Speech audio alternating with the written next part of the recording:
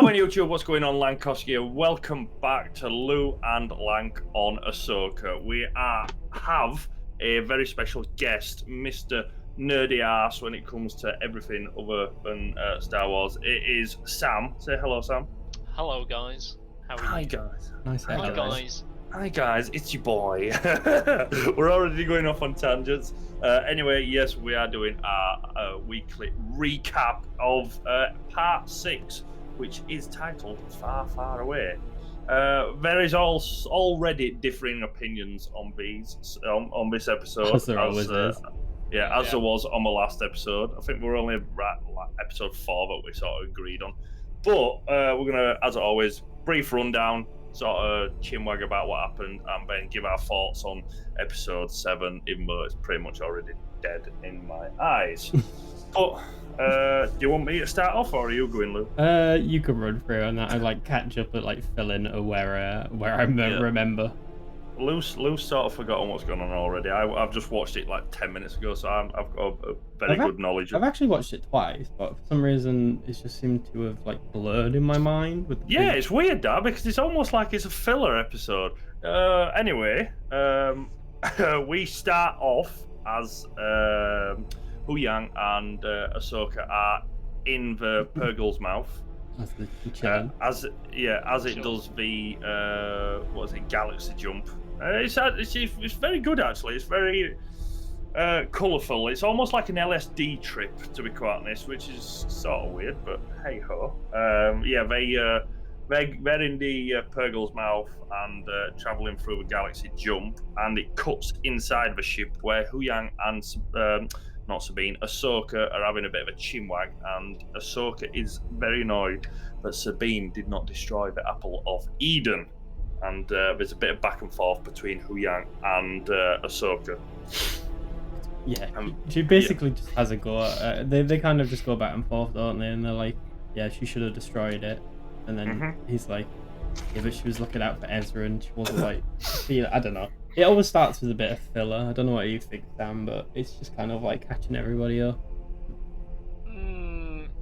For me, it's not that she didn't want to destroy it, she's just thinking about it for selfish reasons. Yeah. Because in Ahsoka's mind, you have to make sacrifices. And amen to that, brother. The sacrifices, obviously never seeing Ezra. Which is quite ironic, because she was selfish when she left the Order, but that's a whole other issue. But you also could say that the fucking Jedi were selfish. Haha! Break the 7th wall. See, always thinking. And then yes, Huyang goes off on a bit of a storytelling journey. A long time ago in a galaxy far away. Bang! First 30 seconds of a fucking show, and we get our first reference of the episode. I'll let him off with this one. Basically, Ahsoka says to tell her a story of that they used to tell in the Jedi temples, I believe it was. Yeah, about the Huyang starts with what is it? In a galaxy far, far away. A long time ago in a galaxy far, far away, and then I will pass that reference off. I sort of like that one. That one was very in your face, and then bang, title screen, Ahsoka, as if we didn't already know. And then it cuts to Sabine asleep and handcuffed. Some people pay extra for that. I was just gonna put it out there, Spirit. I'm not even gonna go there. I'm just gonna put it out there. Sabine is my main. Exactly, but my main issue with this episode is Sabine. I don't like how she is in this episode. She's very whiny and complaining. Yeah, it's like she's the like little sister sort of thing, where it's always hard done by, and she's always like, oh, but I have to do what you want. It's very much we had a deal. Are we there yet? Like the first 10 minutes. Yeah, pretty much. She's in a jail cell. She's in a holding cell, and Bale and Skull comes up to the door. They have a bit of a chinwag, and then she's like, "You made a deal with me," but none of that matters because, bam! Next fucking scene, she's back. Our goddess, our pure-hearted, beautiful, beautiful female. You haven't clocked on, Sam. Fucking Lank likes a bit of Shin Hattie. Oh, Miss really? Miss Shin Hattie is. Back. No, I didn't get that from She's back. our talk. Yeah. Yeah, she's back as Balen Skull heads onto the bridge of a ship. You get your first look of the episode at the Evil Witch Lady and Shin Hattie as they are told by their droids that they are arriving at their destination. How do you pronounce the planet's name? Peridia. Peridia. Okay, I had for some reason. The ancient homeworld of the Death. Yeah, I couldn't hear out because people were talking during this episode, mainly my daughter and girlfriend. So all I had was arrive at destination Harilla. Don't know how I got from Peridia to Harilla, but we're there. Because they say it's the ancient, it's where the Purgle go to die. Yeah. Well, what were it? Graveyard. Yeah, someone said it's like a natural stopping off point on the end point for him, and then someone says no, it's a graveyard basically for where they come to die. Which, I mean, great way to start off the episode. Nice and cheery so far. Then they show you some dead Purgle. Yeah. Pretty much as they're in the ship, the bad guys get a beacon from the planet's surface and they head down to it. As they're heading down to it, we come out of a cloud cover and there's just carcass or bones and graveyard and death and very Shakespearean. Yeah, no, it's very cheery. I like it. And then as the bad guys land, they arrive at. And there's a head. They arrive. Yes. my oh fucking hell. Basically, just a backstory. Yeah. Sam, Lank was, the henge where they put the map. Someone called it a henge, and it sort of just stuck in my head. Lank was obsessed with the word henge, and he's like, "Why does every episode focus around this henge?" And then we finally left the henge to go to an even bigger henge. Yeah, my notes just say another fucking henge. What henge are you? That's where they first put the Apple of Eden down, the and map. We got the map. Yeah. Someone called that place because we were calling it a monument or something. Temple. Yeah. Someone in the episode called it a henge, so it is now a henge. And then we arrive on a different planet to a different henge because Dave Filoni cannot help himself, and he is a conspiracist and thinks Stonehenge. There's something going on at Stonehenge. Dave Filoni is just Scientology and all that shit. So then, anyway, we cut to the new henge, and there's the three mothers of Dathomir, and we see some more Dathomir witches, which is never go wrong with that. Which is a real surprise considering all the Night Sisters has been eradicated. Yeah, true. In the Purge, but it did say it was the ancient homeworld. It wasn't the Purge. It was the CIS. Yeah, the CIS Purge, but Grievous went and murdered them all. Like death. Navi and Gambit and stuff like that. Don't know if that's an Avatar reference or a CS reference. CS reference. Oh yeah, because the Navi's called. Yeah, I never watched Avatar. It surprises me to the fact you have not seen Clone Wars. That really upsets me. No, it happens. But as they find the approach of witches of a Night Sisters. Night Sisters, is it? Yeah, Night Sisters, but they are witches. Yeah, as they approach the Night Sisters, one of the Night Sisters, I can't remember what she says directly, but she's got a feeling about there's a Jedi around them, and she looks at Sabine, and she's they're sort of scared of a Jedi, which is interesting to see. It is, considering the other two are like not Jedi, but like Force users, so it's weird. Yeah, that's what I mean. She looked directly at Sabine, but and then they trap her in even more handcuffs. Yeah, I don't know whether you two noticed. I don't know whether it's just me picking things out, but as Sabine gets marched off into her next holding cell, she sort of looks around. It's either at Shin Hattie or Balen Skull, but I feel like there's a lot of looks in this episode between Shin Hattie and Sabine. There's a lot of questioning. There's been tension there since the start. The thing is, I don't think it's like tension. Did stab her, to be fair. No, I know that, but I feel like it's more of there's somewhat of a betrayal incoming, or someone changing sides. I think that. I 100% think that, but we'll get onto that later. But yeah. I think Sabine just feels a bit betrayed by Balin. Yeah, somewhat along those lines. And then we cut to a wide shot of Peter Jackson's The Lord of the Rings, and we are all of a sudden in Minas Tirith in Gondor. So that's that, and I don't really know where that come from, unless it were another Dave Filoni reference. But for some reason, yeah, we're now in Return of the King. And then what is it? Next, moving on is to Balin Skull. Such a good reference.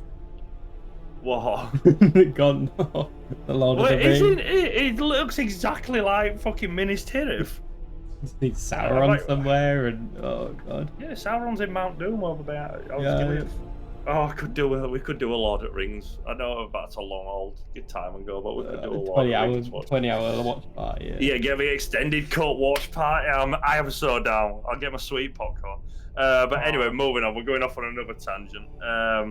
Next, pretty much decent scene is Balin Skull tells Shin Hati about pretty much stories again from the Jedi Temple. There's a lot about the Jedi Temple in this episode, and yeah, he just starts going over stories of how it used to be and how when he was a little older than she was, he saw everything that he sort of loved or knew of burn, obviously in the Jedi Purge and Order 69.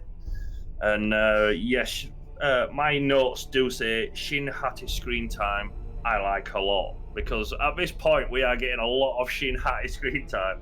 And fucking bring it on. Fuck everyone off. Fuck Ahsoka off. I quite like Balin Skull keeping around. Fuck Sabine off. Hu Yang can come and join the hot tub. Bring Hayden back.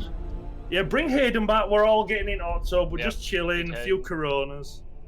I don't know. It's just a little back and forth, isn't it? Where he's like, the stories of the Jedi Temple talking about this place, and then she's like, but they're just stories, and he's like, yeah. You weren't there, bro. You weren't there. Yeah, you weren't there, bro. You don't even know. And yeah, we cut straight back to Sabine, who is in the holding cell, and she tries to use the Force to break out. And then we get a close-up of some... Get a strange rumble. Yes, there's like a bricks rumbling and stuff like that, and then in the background there's a little window slit that you can see through, and you can see that something's approaching. Bang! Wide shot. Fucking Star Destroyer. Not any Star Destroyer. The ISD Chimera. Yeah, whatever that means. Wrong shit. The name. I sort of assumed that. It's Imperial Star Destroyer Chimera. Yeah, that big Star Destroyer turns up, hovers battered, over... though. Do you know what it reminded me of? Of like a ghost ship. Like almost like a flying Dutchman, where it was like all You wanna know Yeah. what? Well, you've seen Rebels, haven't you? Like? Yeah. Yeah, you know why. Yeah, because the Purg obviously drag it away and all that, but... Yeah. But yeah, it was just, it looks so creepy because it appears, it reminds me very much of like Pirates of the Caribbean, you know, where they got a World's End and it just like appears and it's all like battered and bruised. I know what you mean. But yeah, such a cool scene though. Yeah. When you first see it from face on, it pretty much it's just like any other Star Destroyer. I mean, as it pans over the Star Destroyer, you see what Lew's mentioned is a big fucking like wear and stuff like that about it. What was that, son? Got a few images there. It is just this Imperial. Yeah, and then it comes over the like. Would you say it's a temple? Henge. It docks with the henge. Yeah, it docks with the henge, and I'd you say get your. It's more of a tower. Yeah, like a. There we go, Minas Tirith Tower. Here's where Peter Jackson's jizzing himself right now. Yes, it's the henge tower docks with the Star Destroyer. If you manage to decipher any of this talk that's going on. Fair play. Fair play to you. Fair play to you. Yeah, as it docks, you lower down, you get the big loading bay, and you get first look at a somewhat depleted, but still a decent-sized stormtrooper army. I use it in. I think it was very much a callback to the original movies. You know, like when you first see Sidious arrive and they're all like lined up, but then you quickly realise these are not the normal stormtroopers that you used to. Yeah, these are not the droids you were looking for. See, there's even me putting references in there now. It's getting weird. It's so interesting though, because it basically pans and you see the legions of stormtroopers and they're all lined up, but they've all got like holes in their armor and it's all like, they're all together. battered. They almost look like zombified. Some of them. If you, interesting fact, if you turn on the subtitles, you'll notice that when some of them speak, it says night troopers. So if you look into the fact, these troopers aren't alive. It's like Marek. They're brought back by Night Sister magic. Oh, notice how all the fucking night troopers have red fucking cloth around their armor. It's a Night Sister. The fucking Night Sister. A Marek. Cloth. Can I just say though, did you two, when you saw the gold one, be honest, did you think that was Ezra? Just for a split second, I did. No. I was actually, maybe. maybe. Like, just for a second, that's Ezra. Because he had that slow spin sort of thing, didn't he? And you see the gold mask, and it's like almost like an Indiana Jones thing, like where you take, well, not Indiana Jones, but like you take the mask off and it's like turned or whatever with the Night Sister. You were the chosen one. It's all ready for that, but yeah. They're speaking this weird language, aren't they? Yeah, instead of having a great fucking intro and a great fucking reveal, someone else take this before I fucking kill myself. Sam, do you want to do it? Or? Shouldn't say that, should I? I'm gonna have to edit that out. You can do it. Yeah, so they all turn and it's like a big reveal of like who's this coming down the aisle, and it's you see his boot. It's not a bride. You see it. You see his boot, and then you're like him. And he's back. He's back. Fully back. Thrawn, the heir to the Empire, has returned. And it is my the first worst reveal ever. My first reaction was... Ever. My first reaction was... Elon Musk in Star Wars. We've done it, boys. We've done it. Blue Elon Musk. He has ascended to the... I couldn't take my eyes off his eyes because they were so badly done. And I was still trying to work out at the end of the episode whether his face was actually CG blue or just painted. No, it was painted. It was definitely painted. But I'm like, I was still like, mate, this looks ass. And I had a quick Google. It's Lars Mikkelsen, who is the brother of Mads Mikkelsen. If you don't know, he's the Le Chiffre from Casino Royale, the first James Bond with Daniel Craig, which I didn't know, so that was a pleasant surprise when I found out. I do like this trend of bringing the actual voice actors, except for Ashley every time, but you know, we know my thoughts on that. Alright, well, let's not have Aiden Christian. Let's not have Aiden Christensen back then if you want to go down that. Because he was the original. Ahsoka, Sabine, yeah, Ezra, fucking Hera. But anyway. Yeah, we get the worst reveal of all time, and I just loved hearing his voice again. I know it's the same voice actor, but like he sound like we saw with Hayden Christensen, it sounded a bit off. This was dead on. He sounded so good, and he had that James Bond villain esque era about him, the way he was talking. No. It's because we all love Thrawn from Rebels, and it's just an iconic character, even from Legends and the comics. Yeah, the Timothy Zahn books, if you've never read them, fantastic. But I'd wager he's up there with Vader and Palpatine as the best villain in Star Wars. Not in this series. Not in this fucking series, Ian. He's up there with fucking Sabine for worst fucking character. So yeah, we have the introductions. Mixed opinions. Yes, very mixed opinions. We'll get to this at the end, but very mixed opinions for myself. Then Sabine is brought up onto Thrawn, who they have a nice little catch up. They sit down. Yeah. They give the daily times out. We have a cup of tea and a couple of hobnobs and stuff like that. Just have a quick chinwag and talk about what's been happening. Reminisce about the good old days. Yeah, and Balin Skull's there, and pretty much it cuts to and from a couple of scenes, and Sabine is then given her freedom to go search for Ezra. She's given like I don't know, a big fucking dog or some shit like that. Yeah, Thrawn basically keeps his word as he does in Rebels. He's very cold and calculated, but he has an honesty. But yeah, he's also got ulterior motives. Is that word? You're saying it, but it's not sounding right. Yeah, I know. That's why I'm saying it over and over again, because I'm like, it still doesn't sound. It is the word you're looking for. Yeah. Ulterior motive. Ulterior motive. And then you get a bit of a chinwag between as Sabine sets off and she rides off into the distance on this big dog. Thrawn and Balin Skull and Shin Hati and the Evil Witch Lady are all overwatching her from a henge tower docked with the Star Destroyer. And then basically Thrawn says to Balin Skull and Shin Hati that you are free to pursue Sabine and deal with her in whatever way you wish. I was just going to say, this is where the seeds of doubt start to be sown, because Shin Hati's like, but we gave our word. I mean, she's... Yeah, you sort of saw it in her eyes when Thrawn said that to Balin, and she sort of looked to Balin like, hold on a minute. Give up the word. Yeah. But they still have some honor, which is why they're not Sith. But it's and then it's very much like this is where you see the cold, calculated side of Thrawn, because he's like, I never said that. I said she could look for Ezra. We never said what we do afterwards. Yeah, that bit I did like, because that were like proper.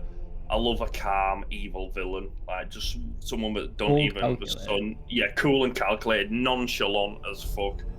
But yes, basically Balin Skull and Shin Hati are given the orders to go after her and potentially kill her and Ezra if she does find Ezra. As Lew alluded to, Shin Hati does question said decision, and makes me love her even more. I am currently browsing the internet looking for rings, because I'm going to tie that shit down. Definitely. And then we get... Well, I was just going to say the little point on that is this is where you start seeing the seeds of doubt, where ulterior motive. Shin Hati and Balin Skull are basically... They don't have the same goals as Thrawn. Thrawn's is to get back to the other galaxy and take over, whereas we'll see a little bit later on, but they are planning something different. At least Balin is, and he starts to let Shin Hati know. Yeah. It's if you make a point to earlier in the episode where Balin did say he's too Shin, that he's sick of back and forth. He's sick of the repeat. Yeah, that's a good quote actually. The cycle of the the downfall of the Jedi, the rise of the Empire, the downfall of the Empire. Like George Lucas said, he just wants it to stop. George Lucas said though, it rhymes. All good stories rhyme. The Star Wars rhymes. Does it? Now we have the New Republic. Yeah. And does Reva rhyme with Rian Johnson? And Rey? And with Star Wars canon, obviously, we know it's the downfall of the New Republic and the rise of the First Order. Yeah. Shit it is, but we all have different opinions on that. That's a good callback, actually, that is, Sam. Then we cut to Balin Skull and Shin Hati riding out on their own big dogs. They're just wolves, they're not big dogs. Well, that's a big fucking wolf. If you know a wolf that size, please point me in that direction. It's a loft wolf? It's not a low wolf. Okay. No, but it's the same size. Yes, as those two go riding out of the henge tower or whatever the fuck it is, it cuts to Sabine and she gets jumped by Scavengers, yeah, that's a good word. Do you not think they look like the bounty hunt in Clone Wars? Yes. That's what Balin called them, scavengers. But I think is that what he called them? I think they look like the bounty hunters from Clone Wars, very much. Yeah, I thought they looked like something very familiar, to be honest, but I couldn't put my finger on it, what they actually looked like. Yeah, one of the bounty hunters, I know you know about. Yeah. And then this is a complete different galaxy we're in. Yeah, I know. Yeah, true. Yeah. And then Sabine has a fight with maybe 5, 6 of them. Pulls the lightsaber out, which is very vibrant all of a sudden. Is it just me that picked up on this? I feel like it's cloudy. It's overcast. But I feel like if you pulled that like lightsaber up against like Luke's or Qui-Gon's, it'd be a completely different sort of green. It's just like I'm like, nah, this is all getting. This is where Lank. This is Lank's complaint. Yeah, this is like my cinematography guy in me coming out going, that's too green. If I can notice this is too green now, while it's having it side by side, surely someone else is noticing this. Though I know what you're on about. The guy earlier, his name's Embo. Yeah, the bounty hunter was yeah, but yeah. I just like that every time she gets attacked, she goes with like the Mandalorian, but then when stuff starts to like turn south, she's like, guess I'll pull the lightsaber out now then. Yeah, pretty much. Yeah. I'm surprised they did hand her the lightsaber because that's feels like a bit of. They're trying to sell it though. Yeah, but I don't know. I was just gonna say, I'm not a fan of the Disney lightsabers. Amen to that, brother. I was just gonna say the only part we missed out was the fact that when Shin Hati and Bale and Skull ride off into the sunset, they'll like catch steam. Basically, Thrawn's just like, we don't need either of them, be it the mercenaries or be it Sabine and Ezra. We either kill them or we leave them behind.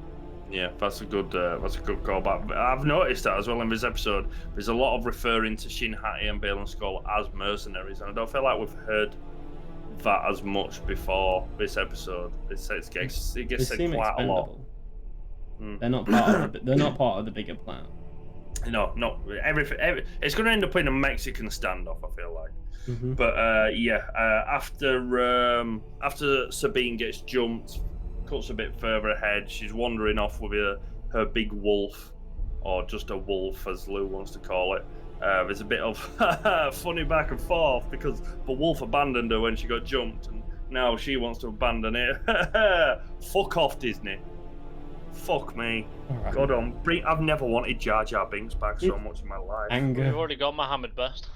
Oh, God. Anyway, yes. Then we get to the weird rock person filler shite. I quote. It's fucking horrific. The big wolf sort of leads Sabine to this area. It looks like it's picked up a scent of someone, so they track it, and the wolf ends up having a drink and then stares down this rock, and it's like, is it a hermit crab?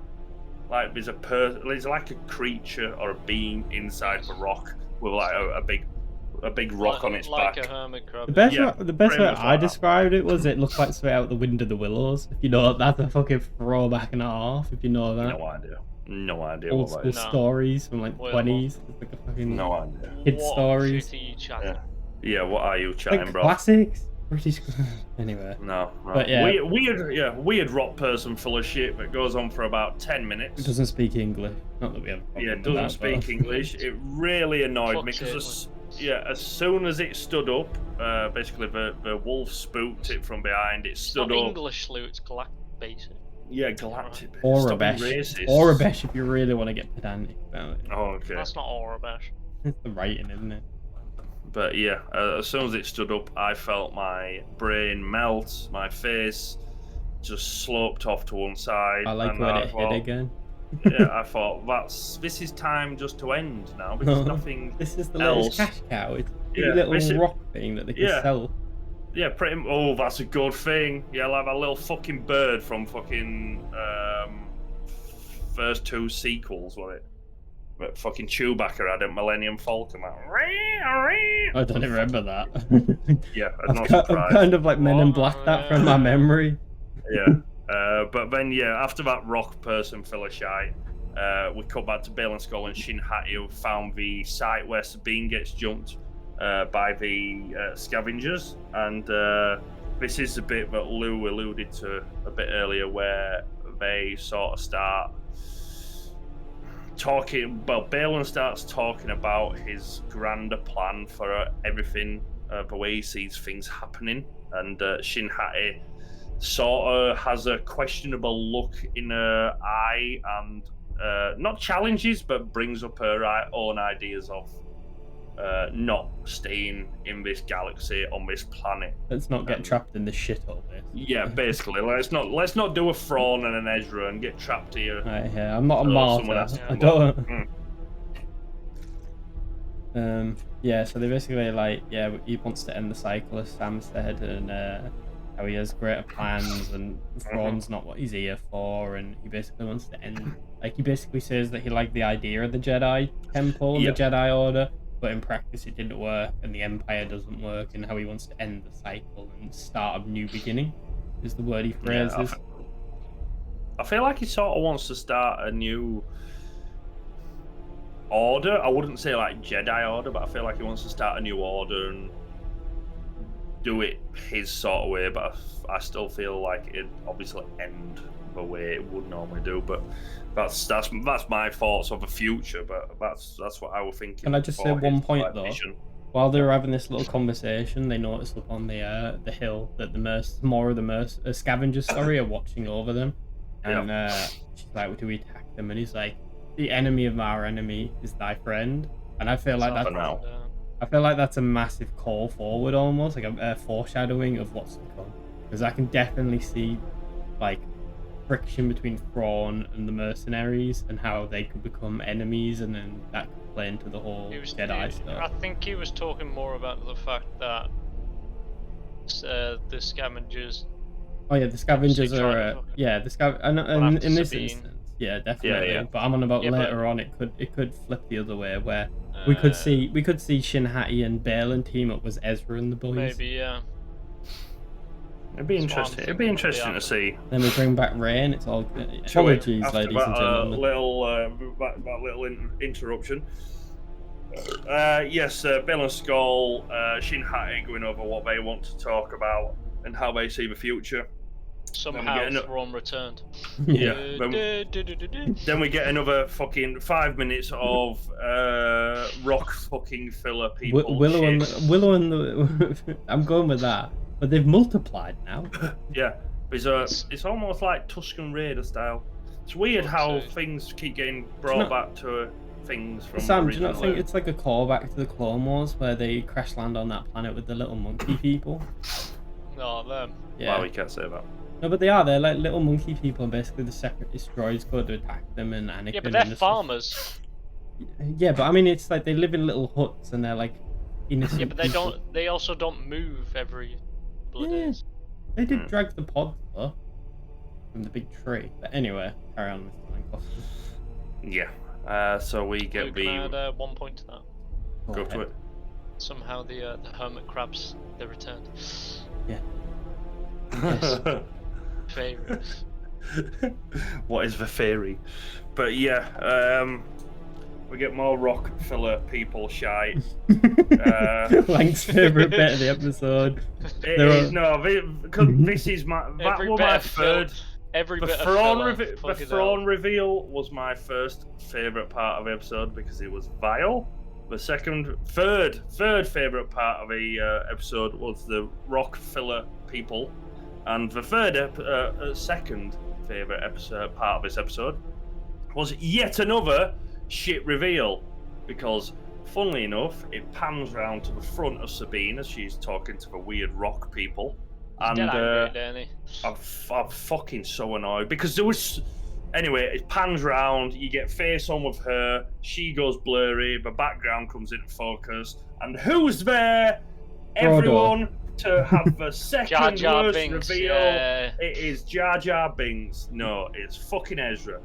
One episode and they have spoiled 2 reveals. How?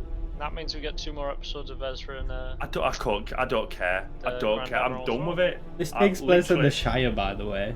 A nice little. Yeah, it takes place in the Shire, right next to Minas Tirith. But yeah, I'm so after episode 4, it's just all gone downhill, and I'm fed up with it. I'm done. I literally can't wait for it to end now because I can't see how they're going to make these next 2 episodes good. I can't wait till next week's episode. to when be we get all honest. thrown. Yeah, Thrawn is just... I couldn't give a. I don't know. Part of me was like, I don't want Thrawn until the very end. It's a big reveal. Yes, that's how it should have been. But part of me was also like, season 2. I want more. I want to see. I want to see Thrawn Yeah. before I have to wait like another 2 years for the next season. Well, shit happens. That sets it all up. It intensifies that lust for Thrawn. No, we just happen to come across him and Ezra on the same planet in the same fucking episode. After 2 same bits of fucking filler. Bullshit, Disney. Bullshit. I've had enough. But anyway, with Pam, we see Ezra. He cracks a few jokes with Sabine. He mentions how he's happy that she's come to save him and how they defeated Thrawn. How did she get here? She kind of like tiptoes around it because she knows she's done bad. She's like, let's just like be happy. Let's all fake happiness for now. And everyone smiles and nods. And then they look to the sunset and it all let no. But yeah, there's two suns, and then there's like a spider house. sunset place. Yeah, there's like a house sunk into the sand, and then John Williams comes out of nowhere and starts going like that. But yeah, so you have the nice reunion. They hug each other, they embrace. It's quite heartwarming in that sense. And then it pans back to the final scene of the episode, back to Thrawn. Yeah, whereas where Thrawn. He is Thrawn. He is basically of Ahsoka's or an impending Jedi arrival from one of the Night Sisters, who sounds rather worried. But a Jedi, and yet another Jedi is coming. What's the phrase she used? Is they're on the Travelers? I think is the word they use. Yes, basically alluding to the Purgles. Yeah, they're vibing on the back of a Purgle, a bit like how in Finding Nemo, where they like fly in with Dory and stuff, and the turtles, a bit like that. I won't even say it's like that. I'd say it's like fucking, it's like train spotting after they've taken a fucking bad batch and they're all losing their shit. With all those colours and that flying in there. More Ewan McGregor. Yeah, more Ewan McGregor. Yeah, I like it, Lou. I like it. And then basically Thrawn talks to the mother of the Night Sisters, and he basically asks, "Is it Ahsoka?" And they're like, "We don't know." And then he's like, "I thought he said she was dead." And then it's a bit of back and forth. And then I think it's the most interesting part of the episode in terms of setting it up. And he basically doesn't take much. He basically says, "Who is Ahsoka? I want to know everything about her name, her path, her race." And then he says keywords and who her master is. Boom. It's like he knows Anakin from the Clone Wars. Go off Legends. I don't really know what the Disney canon aspect of it, but from Legends he knows Vader and he knows Anakin. But it'd be interesting to see if we get more Hayden. That's the fingers crossed. Yeah, he asked the Night Sisters to enlist their services of their black magic once again. So it's going to be interesting to see if they summon more of an army or maybe another Mordor would rise the army out of. Yeah. But and then it cuts to the credits and you are left wanting to stab your eyes out with a wooden spoon. That's how Lank feels. Yeah. That's how I feel. Because I'm a realist. I think it's quite similar to episode 2 and 3 where it's setting stuff up for the last. We're actual Star Wars fans, like, so I am a Star Wars fan. What are your final reflections then, Sam, of the episode, and what do you think is going to happen in the next 2? I hope we get to see Thrawn's return, where Hera and the New Republic are sat there cluelessly waiting, and then but Thrawn's not coming back. Thrawn's not coming back, remember? And then suddenly the fucking ISD Chimera just appears out of hyperspace. Do you reckon that's going to be the end of the next episode, setting up like a big final battle of the last episode?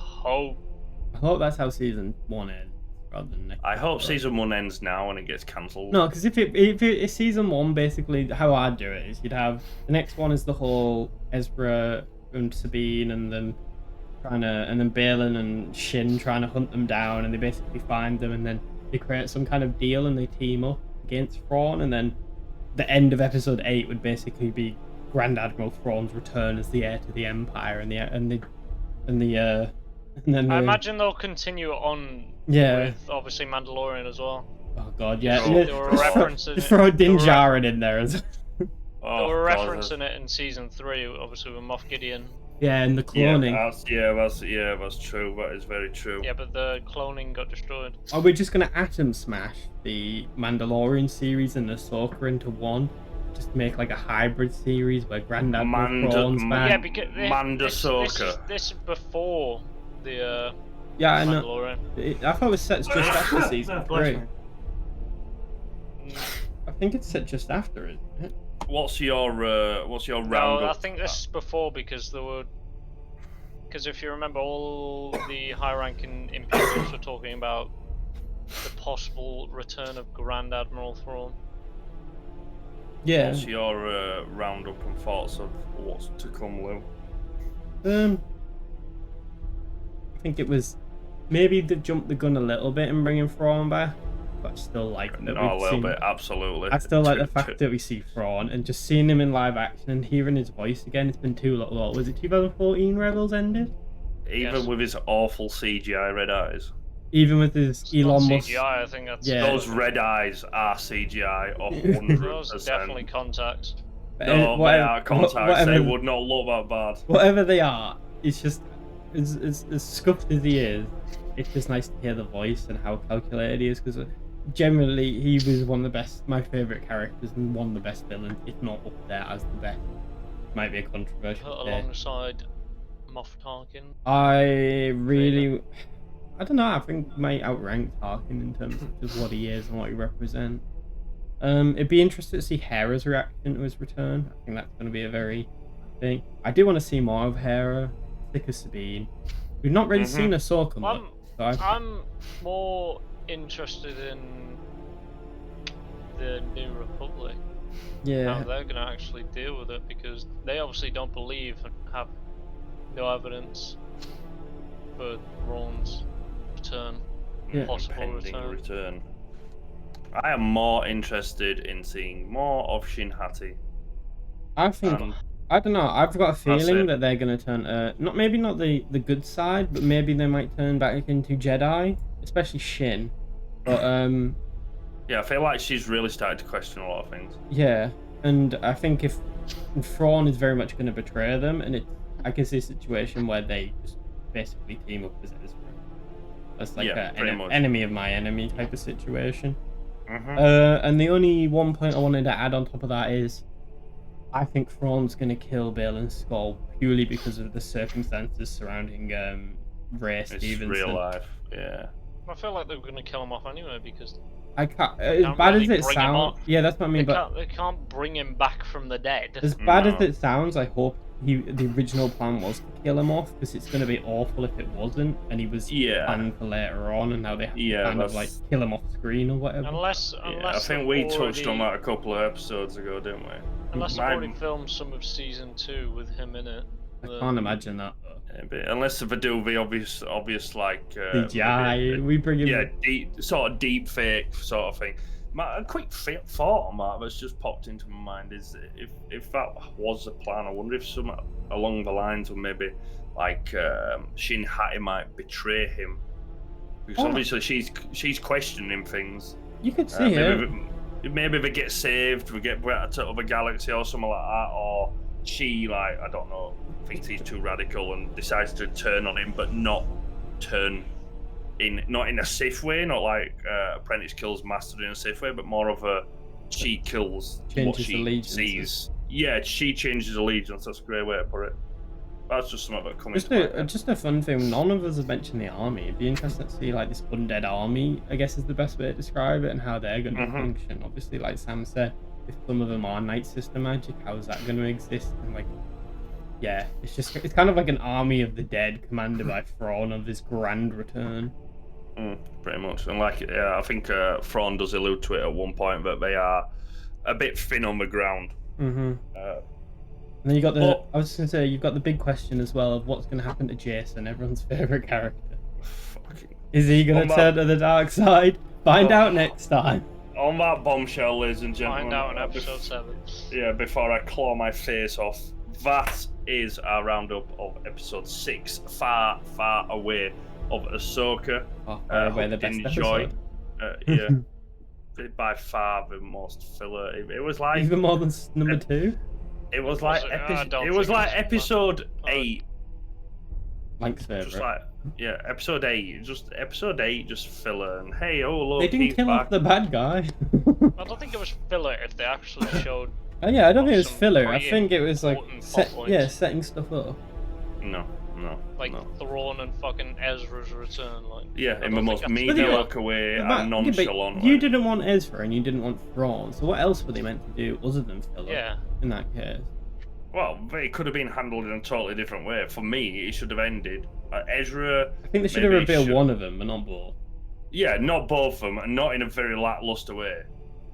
But that's. Ezra's just chilling out. He's got a beard. I think maybe they should have found. Saying that they couldn't have really found. I would have. Ezra I would find have. him Thrawn to the extent. That's what I mean. They should have brought back Thrawn so we could see more of him, and then you bring back Ezra. You've already seen him in hologram form. You just bring back Ezra at like the end, and it's like he's back and he's here to stop Thrawn, and it's like a big reveal. Yeah, I mean, yeah, like season over, sort of like Luke Skywalker and Amanda.